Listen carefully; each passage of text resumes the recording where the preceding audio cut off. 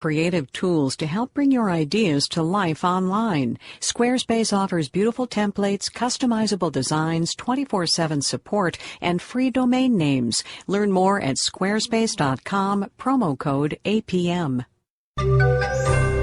An interview with the CEO of Coca-Cola on both charging for drinking water and giving it out for free. This Marketplace podcast is supported by eCornell.com. Join an elite group of professionals and begin targeted online training in marketing that drives results and revenue. Visit eCornell.com/marketplace for 20% off your online marketing strategy certificate. From APM in New York, I'm David Brancaccio with the global perspective on business and economics. The Prime Minister of India, Manmohan Singh, visits the White House today. He's expected to talk trade and national security with President Obama, but he'll also be greeted by protests from some in the American business community. Audrey Quinn reports. India is just the type of market American businesses want a piece of. 1 billion people and a rapidly rising middle class hungry for more goods and services. But India likes to think local. It's proposed limits on foreign investments in foreign manufactured goods. Linda Dempsey is with the National Association of Manufacturers. The group's protest campaign posters will meet Singh as he arrives at the D.C. airport. In the last 2 years, we've really seen a whole series of actions that really seem geared to propping up a few Indian industries at the expense of everybody else. But Arvind Subramanian with the Peterson Institute for International Economics disagrees. India is trying to build up its manufacturing base by favoring local producers and suppliers, but it's nothing on the scale or breadth as some of these people are complaining. He says if India really wants its manufacturing industry to succeed, it will have to make it easier for foreign companies to do business there. I'm Audrey Quinn for Marketplace. Now let's do the numbers. The FT100 in London is down 0.7% now. Dow, S&P, and NASDAQ futures are all down at the moment as well. With October 17th now the deadline for the United States to reach the upper limit on its borrowing, there's a kind of insurance that companies can buy should the U.S. ever default. They're called credit default swaps, and the higher the risk, the more expensive they get. The Wall Street Journal is reporting today that insuring $10 million that you lent the U.S. government went from $7,000 last Friday to $40,000 now. The government's been using accounting tricks to delay hitting the legal cap on borrowing, but Treasury says it's run out of options.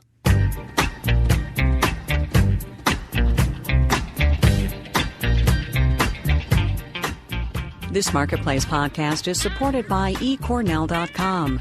Join an elite group of professionals who have empowered themselves and their organizations with targeted online training and marketing that drives results and revenue. Earn an online Ivy League marketing certificate in as little as 3 months. Move ahead today. Visit eCornell.com/marketplace for 20% off your online marketing strategy certificate. Now is the perfect time. That's eCornell.com/marketplace. Ivy League for the real world. The head of Coca-Cola was at the Clinton Global Initiative in New York this week, talking about partnerships with, among others, Dean Kamen, the prolific inventor who brought us the Segway scooter. Kamen's got a nifty appliance called the Slingshot that uses compressed vapor to turn bad water into good without using much energy. Coke wants to use it to get free water to 500,000 people in poor parts of the world. Here to talk about this and other matters is Coca-Cola's CEO, Muhtar Kent. Mr. Kent, welcome to Marketplace. Good to be here. I want to understand this pledge. By 2020, if you sell a liter of Coke, you'll be sure that somewhere, somebody gets a liter of good water?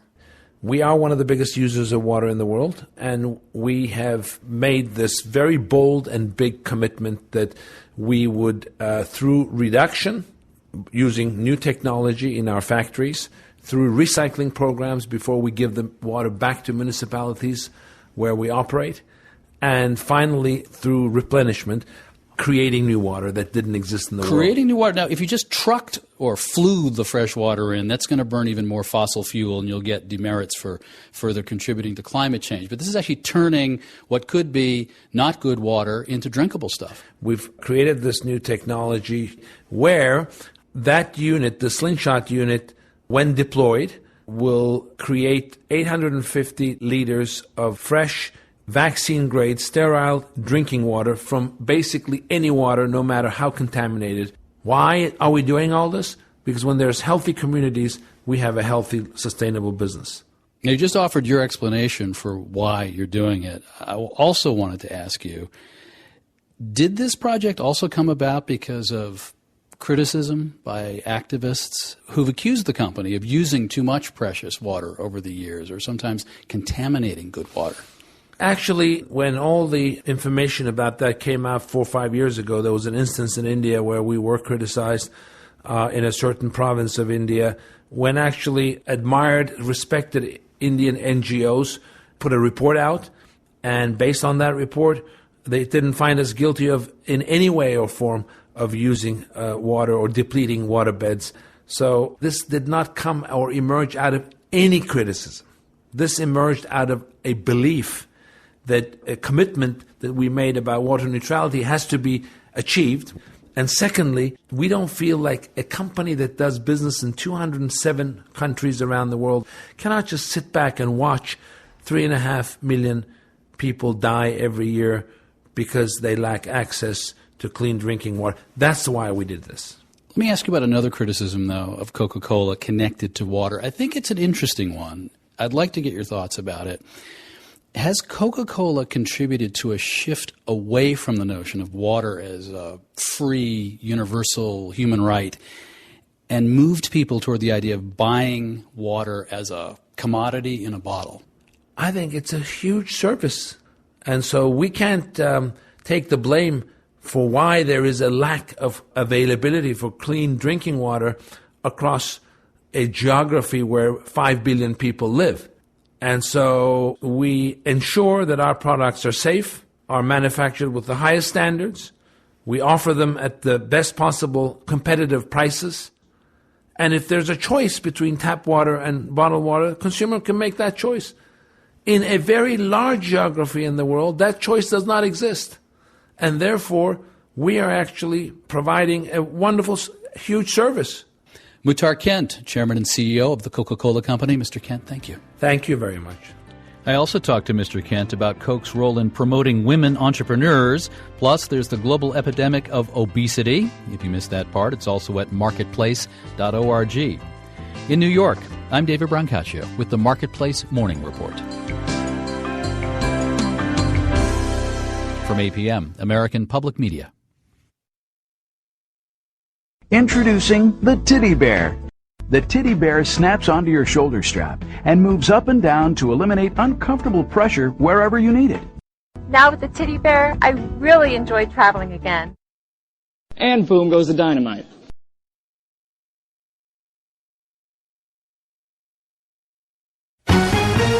New report on global warming. It should serve as yet another wake-up call. UN deal on Syria's chemical weapons. There are going to be consequences for non-compliance. Control, Alt, Delete. It was a mistake. Good morning. I'm Steve Kathan with the CBS World News Roundup. A new climate report blames human activity for global warming. But the findings give everyone in the ongoing debate something to point to. We're live with CBS's Barry Bagnatto. Upping its confidence level, the Intergovernmental Panel on Climate Change now says it's 95% certain humans are responsible. It predicts by the end of the century, sea levels will rise by 10 to 32 inches, temperatures by between 0.5 degree and 8.5 degrees. Climate change is the greatest challenge of our time. Panel co-chair Thomas Stocker declares. At the World Meteorological Organization, Michel Giraud insists we must greatly reduce global emissions. Doubters will question that, pointing out this report found air temperature increases might be slowing. I'm not sure how they got to the 95%. Benny Pizer of the Global Warming Policy Foundation. Will urgency be lessened by that finding? It has already. Most people are more worried about energy bills they have to pay and their jobs. The panel, made up of hundreds of scientists, warns, though, climate change is real and can no longer be ignored. Steve? The 5 permanent members of the UN Security Council have signed off on a resolution that requires Syria to give up its chemical weapons. This resolution will require the destruction of a category of weapons that the Syrian government has used ruthlessly and repeatedly against its own people. And this resolution will make clear that there are going to be consequences for noncompliance. American Ambassador Samantha Power, arms expert Joe Cirincione. This is is a very positive step forward, and it's coupled with news that the U.S. and Russia have been exchanging intelligence data on what Assad's weapons are. The resolution does not include a threat of military action and will be voted on today. Secretary of State Kerry tells Scott Pelley for Sunday's 60 Minutes there is hope Iran will make the right moves to resolve the dispute over its nuclear program. Providing that the Iranians take concrete steps, I'm confident they would have an expectation that the United States is going to respond by perhaps adjusting the sanctions regime that we have today. Now to Washington and the budget battle. CBS's Bob Fuss says it figures to be a busy weekend for lawmakers. With House Republicans still pushing to tie government funding to their long effort to repeal the president's health reform law, Congress will have to work through the weekend to try to avoid a government shutdown. Senate Leader Harry Reid. Every hour that ticks by puts our country closer to a shutdown. There's still time for cooler heads to prevail, but not a lot of time. House Speaker John Boehner says Republicans won't accept a simple extension of government funding, but he thinks this can be settled. We have no interest in seeing a government shutdown. A clear path to avoid that is not yet apparent. Bob Fuss, CBS News, Capitol Hill. Federal and private money are part of a proposed package of $300 million bound for bankrupt Detroit. The city owes billions, and it's likely not the last chunk of assistance from Uncle Sam. Also from Detroit, an analysis of new front crash prevention systems. Here's Jeff Gilbert of WWJ Radio. The test shows systems that warn you of a collision help prevent crashes, but systems that actually stop your vehicle help even more. The Insurance Institute's David Zuby says they put a system used in Subaru's Outback and Legacy at the top. The Subaru engineers feel they have enough confidence to apply a high level of braking relatively early before the crash would occur. That allows them to avoid more crashes. Certain models from Cadillac, Mercedes, and Volvo also did a good job of avoiding crashes. Jeff Gilbert, CBS News, Detroit. There was trouble last night on a United flight from Houston to Seattle. We got man-down chest compressions going on right now. That recording from liveatc.net. Concern in the cockpit as a crew member suffered a heart attack. A hospital says the man was a pilot and died. The plane landed safely in Boise, Idaho.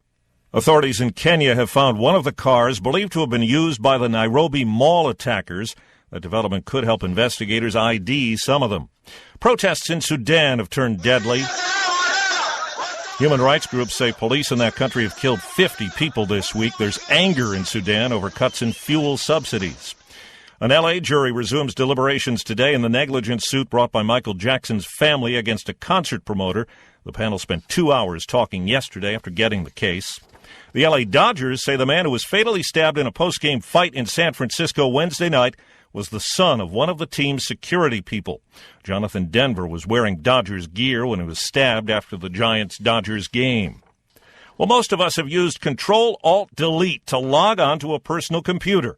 But why that three-key combination that takes two hands? Microsoft co-founder Bill Gates explained it at Harvard. We could have had a single button that the guy who did the IBM keyboard design didn't want to give us our single button. It was a mistake. A presidential library opens today, long overdue for our first president. Here's CBS's Chip Reed. If you want to separate fact from fiction about George Washington, just ask Kurt Vibrans. Did he cut down a cherry tree? He did not. Did he throw a silver dollar across the Potomac? He did not. Vibrans is president of Mount Vernon, Washington's home on the Potomac River. He foresaw the need for a library for his papers and books. Yes. Way back then. I think he thought that for the public good that they should be available. So this building is kind of George Washington's wish coming true. It is. The George Washington we know and the one we don't, at the library he's been waiting for more than 200 years.